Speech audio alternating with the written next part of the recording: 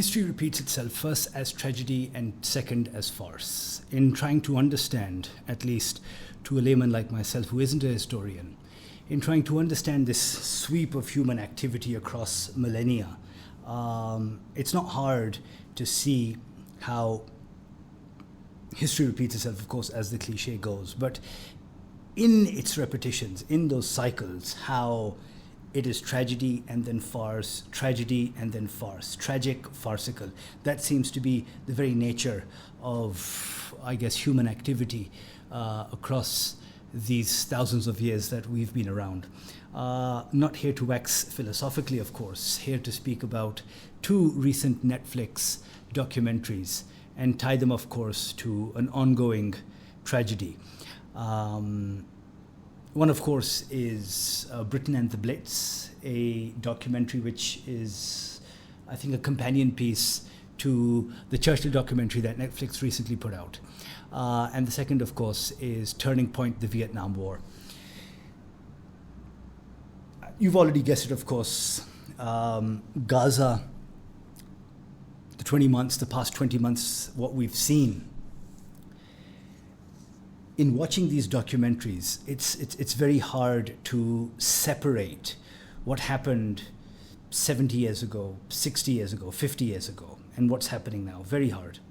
Very hard because if we are speaking about, as students of film, the imagery that we see, the imagery that we saw in for example, the Blitz documentary. They've taken, of course, archival footage, recolored. It's been colorized, and interviews from people at the time, of course, archival, but then also survivors. And the refrain, that constant one, is the evil that sort of Hitler brought upon the British people, because during the Blitz, of course, almost a year-long campaign, it was the Luftwaffe raining down a blitz, raining down sort of bomb upon bomb, carpet bombing London. And these weren't sort of military or strategic targets. It was a campaign of terror. It was civilians, it was homes, churches, St. Paul's Cathedral for one, various locations around London, and of course different parts of England. And those who bore the brunt, as always in these conflicts, are civilians. And of course it was the Führer's, I think, intention that to use this to sort of almost leverage the civilian losses against, to compel the British government to capitulate. Of course they didn't, and that's history. But in seeing those images, in seeing those interviews, children being pulled out of the rubble, one particularly, I think, well, touching, of course. Touching is sort of undermines the tragedy, but one survivor speaks of how he was sent out during the time. Children were all sent out to the country to be spared the bombing, of course. And he goes on to say how he was sent out with his sister, and then after a while in the country they did return back, and almost on the day the bombing stopped, his school was bombed and he lost his sister in it. These are stories that are now manifold by the thousands in Gaza. And the tragedy here is, I've already stated, it's not just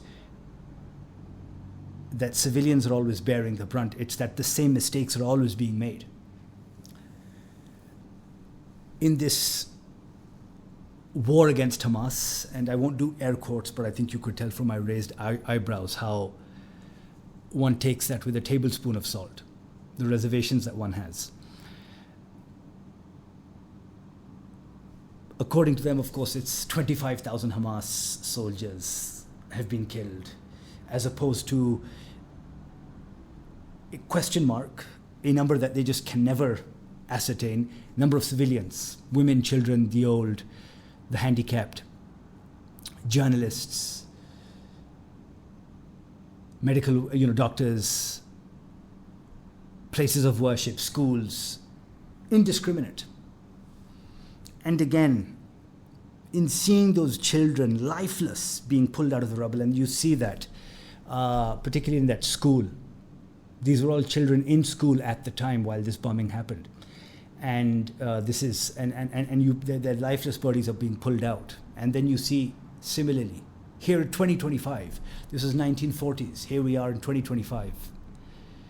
Same mistakes, where we're just committed to make those same errors again and again and again. And those who are supportive of Israel's measures in Gaza perhaps fail to see the irony that when it was visited upon them, then it was a great evil. When it was being perpetrated by the Germans, they were an evil people. Their leaders, equally, I mean, sort of evil was the byword for these people. But now that it is being done upon them, it always comes with caveats, it always comes with qualifiers. Human shields, Hamas has held the entire nation hostage, so on and so forth. The Nazis perhaps had the same rationale as well, that Churchill was using the English people as sort of human shields. Churchill was using the civilians as sort of a bargaining tool to sort of buy more time. The documentary in itself is worth watching, and I think that sort of thanks to modern technology and the access to all of this archival footage, it's really worth watching. I found the Churchill documentary a little too lionizing because they missed the fact that the man was, I wouldn't even say an old school racist, he was just a racist. I mean, the way that sort of, maybe Boris Johnson, I remember he referred to, I think on one particular trip he said that, look, he referred to little black children as pickaninnies. Now, of course, you would tut at the person and say, what are you talking about? But back then, I mean, if Churchill referred to Gandhi, well, the half-naked fakir, or even generally, he would refer to people of the colonies in sort of sweepingly derogatory terms. In this documentary, of course, it's kind of explained away by saying, oh, he was a product of the time. He was a product of Imperial Britain. Yeah, sure, okay. But that doesn't change the fact that he was. Yeah, you can put a pig in a suit, it'll still go oink, oink. So I don't know. I didn't like that as much, the Churchill documentary. Churchill and the War, I think that's what it was. There have been, of course, so many others, but I don't know. I took reservation to that. But good on what's it called, the document on the filmmakers themselves, because they had access to practically everyone. I mean, W. Bush, he was in it. Boris Johnson was in it. A slew of historians. Just so many people. I'm surprised that they got access to all of these people for this documentary. But then I guess you would be turning up for something like this. It is, after all, a meant to be seminal documentary on Churchill. Then, of course, there is Turning Point, a part of the Turning Point series. The first one was on the War on Terror. I didn't like the War on Terror one, particularly because I think it's difficult to condense 20 years into just about, 5 episodes, even if they are an hour long. And in particular, that sort of the coda that you had at the end, the last episode, in which they try and sort of surmise the past, I would say, like 10 years or 5 years, including the US withdrawal from Iraq and Afghanistan. I mean, that's just like, let's wrap up this story as soon as we can. So I didn't like that one as much. Turning Point was much better. This isn't the first documentary, and I would recommend Ken Burns' documentary. Ken Burns is a living legend, one of my favorite documentary filmmakers, American, and I would say one of the best American documentary filmmakers, including Errol Morris, and there's many others. But Ken Burns, I love the guy. I've seen, I would say, perhaps 70% of everything he's produced. I mean, from jazz to baseball to country western music, to, of course, the Vietnam War, Muhammad Ali, even on the American bison, a symbol of frontier America. The man has covered it all, and he's covered it in his own very distinct way. So his Vietnam documentary, war documentary, I think, compared to Turning Points, maybe I'm a little biased in this regard. I mean, or maybe it's just hearing Peter Coyotes, because that's actor, of course, but that's the man he always hires for his to be the narrator for his documentaries. I think there's just something. I think there was more depth to it, of course. I think that sort of the Turning Point documentaries are somewhat limited, hamstrung, not limited, hamstrung by the fact that they have to sort of keep it under maybe 5 episodes, and each episode needs to be like about an hour long. There, with Ken Burns's Vietnam ones, I think each episode was a good hour 30, so it was like it was a feature-length movie, and they really got into it. I mean, you really got into it, and of course, both documentaries call upon archival footage. But then, because the conflict was so recent, they were able to also interview many people who lived through the almost 20-year-long war. Well, for the Vietnamese, it was much longer, on both sides, both Vietnamese and Americans. But again, in watching this documentary, and again in reference, in going back to Marx's aphorism, especially in the 4th episode, where the war has now been raging, the Vietnam War has been raging to no end. Let's stress that, highlight that. Here you have the war going on.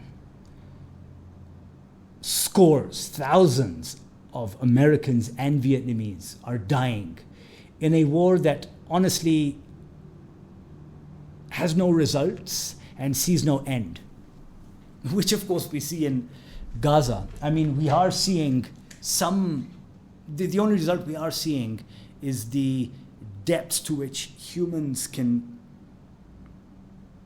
go to. I wouldn't even say lengths, but the depths, how they can fall and treat other human beings. I'm sure critics out there watching this will be like, yes, that is exactly what Hamas did on the 7th of October. Of course, they are blind to the histories of the country in which they so occupy, but similarly so blind to what the Vietnamese had struggled through. First, they had to push it. They were a colony of, Indochina with France. They had to push them out, treated as a rubber plantation. I mean, sort of, because again, if it's not the land of Gaza, if it's not, it's always some sort of asset that they're after, right? I mean, sort of, what drove the Belgians to the Congo? What drove, Columbus to the Americas? It was this resource grab. And Vietnam was exploited as kiddie gloves, exploited for their resources. And the Vietnamese struggled, and hats off to them. And they were able to push out the French. But then but then sort of the bifurcation of the country, communist and sort of somewhat democratic, somewhat towards the south. And of course, the Americans have to step in, and as do the Chinese in that great struggle of at least their time, capitalism and communism. And what you saw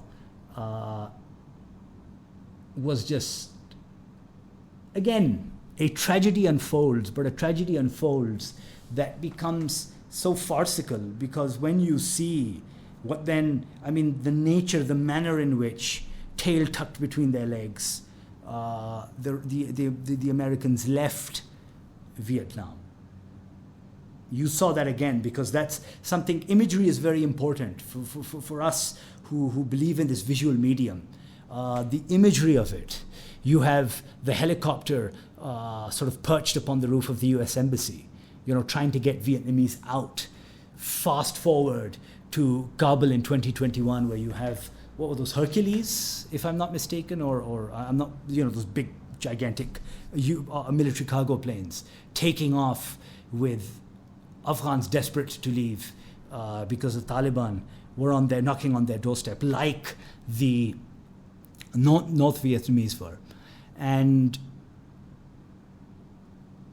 some almost clinging to the wheels of that plane. I mean, everyone's seen that image. I mean, sort of 9/11 had the image sort of imprinted in our minds, of the planes crashing into, ramming into the two towers, but also sort of the falling man. In this, we also have the falling man. Someone's, clinging onto the wheel, and as the plane takes off, they come falling down.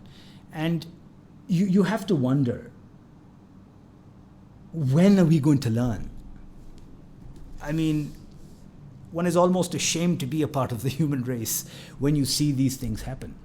I refer back to the 4th episode in particular, because what's happening in America right now is almost copy-pasted from what was going on in the late 60s and 70s. You had mass student protests opposing, of course, the Vietnam War, because, again, people realized, I mean, when you are fighting a war that sees no possible results or victory, defeat or victory. No, there was no results whatsoever. I mean, it was a massive, of course, defeat later on. But I mean, until that point, until the Pentagon Papers were released after the fact, and I hope to see those very same ones released for this particular conflict. Everyone was, people were sick and tired of the war. They were fed up, and students in particular led the charge. We see that again. Now, of course, under Biden and then under Trump, it was, criminalized, which it has been, where you have, where it is the much vaunted, freedom of speech and right to protest and all of that stuff, that America keeps on hammering into budding democracies across the world. It doesn't seem to happen in America.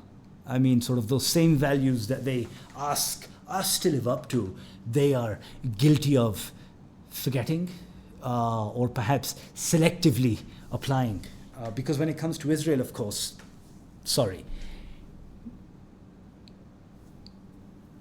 from the river to the sea, the Kufiyya, free Palestine, these are now phrases that are instantly triggering and, of course, claiming to be anti-Semitic. So those mass protests that you saw,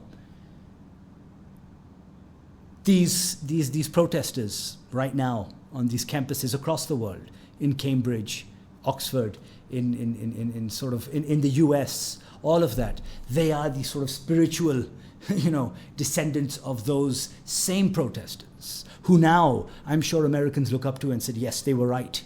So in years to come, these people were also right. You see that, the same imagery, the same crackdowns. LBJ, Richard Nixon using police actions to crack down on these protesters being injured, dying in this case, being rubber bulleted or ICE showing up at your doorstep and taking you away. That was there. Nixon prolonged the war for political gain because it was an election year. And sort of his thinking, Kissinger's thinking was, we already have the Vietnamese on the negotiation table. Let us win this election and then figure out a possible conclusion to this mire that we're sort of stuck in. Netanyahu's doing the same. Don't take my word for it. If you check out Sky News, they recently did an editorial where one of their news editors was talking about how in order to save this coalition that he's struck, that he's cobbled together with the likes of fanatics like Smotrich and Ben Gvir, in order to appease them, he's just kept on pushing. He's just, in order to maintain this coalition, because the minute this coalition's over, this guy is in the dock and being tried for corruption charges, and he most very likely will, whenever he does step down, be tried and convicted. And then, of course, the ICC hopefully does come calling. There you have sort of like, a lot of people are comparing Netanyahu to Hitler, but sort of more closer to home, it's Nixon. The image of the burning monk in protest, because the thing is, the South Vietnamese government, dominated by the minority Catholics in Vietnam, crack down upon Buddhists. I mean, there's which was the predominant religion in the area, and in protest. I'm forgetting the name of that, but it's an iconic image now. I mean, we even used it in the intro for our other show, Systematic. You see, he set himself alight. Aaron Bushnell, the U.S. The soldier who set himself alight. Nobody, we remember him. We will continue to remember him in protest to what was happening in Gaza. He set himself on fire. The courage of that man. What does it take for these people to understand that what is going on right now is the great evil of our time? And if a man feels so compelled, because again, I remember at the time when it did happen, I immediately wanted to get some background information, because you can always, you always remember how they say, oh, he was a loon. He was off his rocker. He was unstable, which is why he did this. No, he was a decent human being. He had a very firm moral, standing on this thing. And this is the moral question of our time, where you stand on Gaza. Again, the imagery, repeated. And this question of imagery, this particular thing of seeing these images repeated ad nauseum, ad infinitum, is something that one of the photojournalists who's interviewed in this documentary, a CBC, an old hand, who's there on the ground for the most part of it. And he says that sort of in seeing these images, repeated again in Iraq, in Afghanistan, now in Gaza, what do we learn? When will we learn? That image of that Vietnamese child running away from her own village, which had just been napalmed, and her skins had just been burnt off. She's naked. That image is sort of seared into our collective memories. How many children of Gaza have we seen like that? How many images must we see seared into our memory until this conflict stops? Do you remember that other image of that Syrian child who drowned at sea and washed up on shore? Again, seared into our memories. Similarly, here we see that repeated daily with Gaza.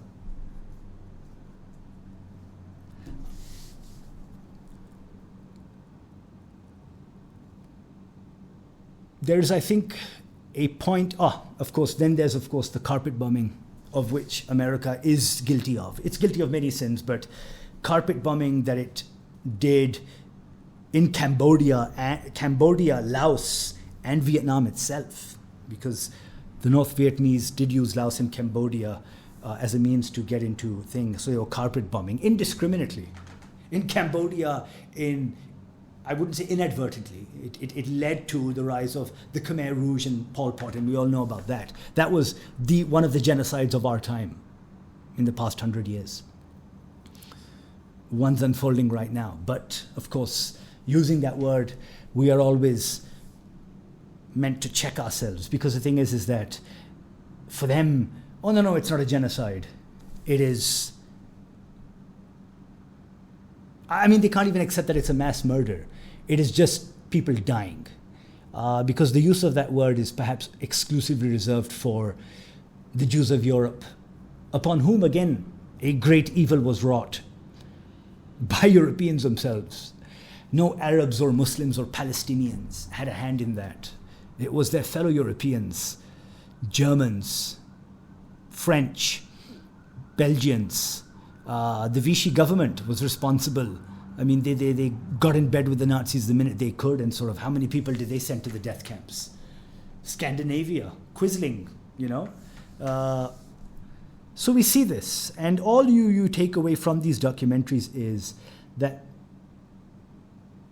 human beings, and I'm sure an anthropologist would do a much better job than I can, but I will hazard, I will try my best. But I think all you learn from these documentaries is the very nature of human beings is to repeat, is that we are set in a rut. We are bound perhaps by fate. I don't think that there is perhaps, I don't think there is, it is the hand of fate that makes us, and I don't mean providence, I just mean some dumb human ability to be unable to break away from a programming, perhaps, if you will, or just an instinct to repeat ourselves, to be nothing as unimaginative as the consistent. I'm sorry, I might have butchered Oscar Wilde there, but nothing, yeah, that is it, as the consistent. All we can do is, we can't be inconsistent. We unfortunately are unable to break that mold. So yes, it's a good 5 hours of your life, but I think it's worthwhile watching. Turning Point, Vietnam War, and then an hour 20 on the Blitz one. But definitely watch Turning Point, the Vietnam War. I think it was a good refresher, because when I watched the Ken Burns one, that was 2016, I think, 2016, 2017. So a good refresher.